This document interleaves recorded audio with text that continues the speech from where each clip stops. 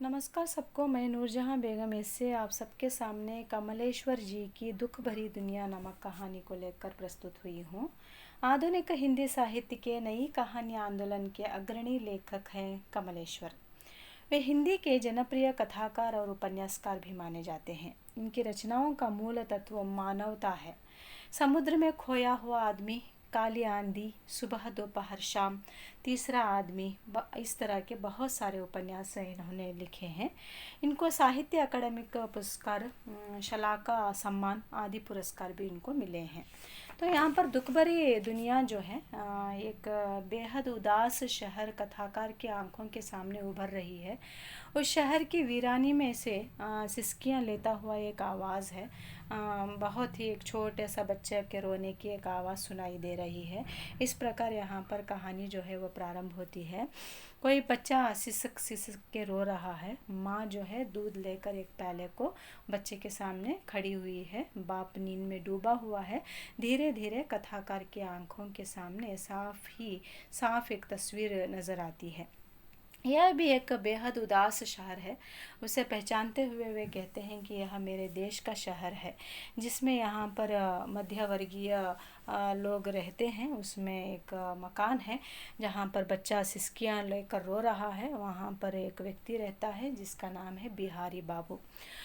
उनके छोटे छोटे बच्चे हैं। बहुत सर्दी का माहौल है और बिहारी बाबू का एक बच्चा है, जो कि उनके 3 बच्चे हैं। 3 बच्चों में से ये जो दीपू है वो एक छोटा सा बच्चा है। छोटा सा बच्चा मतलब स्कूल जाता है। तो बिजली के कंपनी में क्लर्क का काम कर रहे हैं यहाँ पर बिहारी बाबू। उनके सिराहाने तमाम फाइलें बिखरी पड़ी हुई हैं। लाल नीले पेंसिलें पड़ी हुई हैं इधर उधर। लाइनें डालने के जो रूलर होते हैं वहाँ जो है इधर उधर पड़ी हुई हैं। उनकी पत्नी सोई नहीं है। छोटा सा दीपू जो है वो सिरहाने दूध का प्याला लिए बैठी है। उसके पास माँ और दीपू सोते सोते सिसक रहा है। इसी सर्द रात में से पिछली शाम याद हो आती है। एक दिन शाम को बिहारी बाबू दफ्तर से आते हैं, ऑफिस से आते हैं। आते ही दीपू को पुकारते हैं, दीपू दीपू किताबें लेकर आ। तो कहते हैं कि किताबें लेकर आने को। तो दीपू डर जाता है, इधर उधर भागने दौड़ने लगता है। आपको पता ही होगा कि बच्चे जब छोटे होते हैं तो वह अपने कोई भी वस्तुओं को ठीक से नहीं रखते हैं। अपनी बैग, बुक्स वगैरह जो भी है उन सब वस्तुओं को इधर उधर फेंका रहता है बच्चा। तो पिताजी के एक बार से चिल्लाने से डरकर जल्दी जल्दी से अपने थैले में जो भी किताबें हैं उसे ढूंढने लगता है। और जो अब उसे नहीं मिल रही थी, इसके लिए और थोड़ी ज़्यादा घबराहट हो रही थी। बिहारी बाबू की ऊंची आवाज़ सुनकर घर में सन्नाटा छा गया था। जितने भी घर में छोटे छोटे बच्चे थे, वो पत्नी सब एक जगह पर खड़े हो गए थे। डेली का यही काम था बिहारी बाबू का। जब ये नौकरी पर जाते हैं, आने के बाद शाम को आते ही अपने दीपू को पुकारते हैं पढ़ाई के लिए। दीपू से उन्होंने हिसाब की परीक्षा के बारे में पूछा तो उसने बताया कि 5 में से 3 सवाल सही हैं। तब गुस्से में बिहारी बाबू चीखने चिल्लाने लगे और ज़ोर की आवाज़ से कहने लगे, और 2 क्वेश्चंस का क्या? 2 कैसे गलत हुए? 3 सही हुए तो और 2 कहाँ गए? डर के मारे दीपू रोने लगता है। तब उनकी पत्नी विमला रसोई घर से वह दृश्य देखते रहती है और दुनिया की मार से पीटा हुआ एक बाप और बाप की मार से कांपता हुआ बच्चा। दुनिया की मार से मतलब यहाँ पर हम कह सकते हैं कि बहुत ही परेशानियों से रोज़मर्रा की ज़िंदगी बिताना इनके लिए बहुत ही मुश्किल हो रहा है। एक ही कमाई में घर का चलना है, बच्चों को पढ़ाना है और घर का सारी परिस्थिति जो है वो ठीक नहीं है। तो इस तरह का एक पिता और डेली पिता से मार खाने वाला बेटा, तो ऐसा है घर का माहौल। दुनिया की मार से पिटा हुआ बाप और बाप की मार से कांपता हुआ बेटा। बिहारी बाबू जलती आंखों से दीपू को ताकते हुए चिल्लाते हैं, हिसाब नहीं पड़ेगा तो जूतियां गाठेगा। तो शाम से ड्राइंग बना रहा था क्या? पता नहीं क्यों उनकी ड्राइंग से इतनी चिढ़ है उनकी आंखों में बिजली कंपनी के इंजीनियर बसे हुए थे, जो उनके अफसर हैं, जो रोज़ बड़े बड़े गाड़ियों में आते हैं, उनकी पत्नियां लाकर छोड़ती हैं, उनके लिए गरम गरम खाना आता है और शाम में और फिर से गाड़ी आती है, उनको लेकर जाते हैं। बहुत ही अय्याशी से ऐशो आराम से ज़िंदगी गुजार रहे थे इनके ऑफिसर लोग, इंजीनियर लोग। ये थे खुद बिहारी बाबू थे कि सुबह जो बनाया हुआ है वो बॉक्स में भरते हैं और 2-3 बस चेंज करके इनको जाना है, उसी डिब्बे का खाना खाते हैं और बहुत सारी मेहनत करते हैं तो घर आते हैं। वापस आने के बाद यहाँ पर जो इनके ऑफिसरों को वहाँ पर वह देखते हैं तो ऐसी ज़िंदगी अपने बेटे को देना चाहते हैं, ना कि अपनी तरह की ज़िंदगी। तो हर माँ बाप ऐसे ही चाहते हैं कि जो हम हैं वो हमारे बच्चे ना हों, तो उनको भी एक अच्छी ज़िंदगी देना चाहते हैं। तो इनका भी ऐसे ही सोच था, मगर इनकी सोच गलत नहीं थी, मगर उनका जो ज़रिया जो वो प्रयोग कर रहे थे, जैसे कि मारपीट करना छोटे से बच्चे को, ये इनका जो रवैया जो था, ये जो इनका कैरेक्टर था वो ठीक नहीं था। कभी उन्होंने विमला से कहा था, मैं चाहता हूँ कि दीपू इंजीनियर बने। घर का एक लड़का भी इंजीनियर बन गया तो घर सुधर जाएगा, ज़िंदगी बदल जाएगी। मेरे बेटे मेरी तरह की बदनसीबी की शिकार ना हो, और यह मैं चाहता हूँ। उनका मध्य वर्गीय परिवार है और उस परिवार का वेतन जो है वो बहुत ही कम है। आर्थिक परिस्थिति इतनी गई गुजरी है, बहुत ही कम होने के कारण इनके घर में ठीक से एक वक्त का खाना नहीं मिलता है। अभी यहाँ पर सर्दियों का समय है, पत्नी ने बहुत दिनों से कंबल लाने के लिए कहा है, बच्चों के लिए गर्म कपड़े नहीं मिल पा रहे हैं, इस तरह की परिस्थिति है। तो यहाँ पर बिहारी बाबू चाहते हैं कि अपना बेटा जो है अच्छे से पढ़ाई करे, इंजीनियर बने और अपने घर को सुधारे। तो ये यहाँ पर इनका मेन मुद्दा यहाँ पर ये था। गरीबी की मजबूरी से पीड़ित उनका मन विवशता और दर्द से भरा हुआ था। जब विमला ने उनसे कहा कि जाड़े में बच्चे कांप रहे हैं, डेली वह सोते नहीं हैं ठीक से, घर में ढंग की कंबल एक ही है, उसी में सबको सोना पड़ता है, कैसे भी करके लेकर आओ। तो उन्होंने बोला कि वो अगला महीना जब सैलरी आ जाएगा तब देखेंगे, जो ज़रूरत है उसे पहले पूरी करो। इस तरह से ये रोज़मर्रा की ज़िंदगी इनकी ऐसी चल रही थी। तो ये भी चाहते थे कि अपना बेटा जो है वो एक लायक बने, एक अच्छा बने और इसकी भी इज्जत बने रहे, इसका पेशा जो है, इसकी नौकरी जो है वो अच्छी रहे और वो भी एक आराम खुशहाली ज़िंदगी गुजारे जिस तरह से इनके ऑफिसर लोग गुजार रहे हैं। सुबह चारों बच्चे जागकर रजाई में से कुलबुलाते हुए बाहर आते हैं।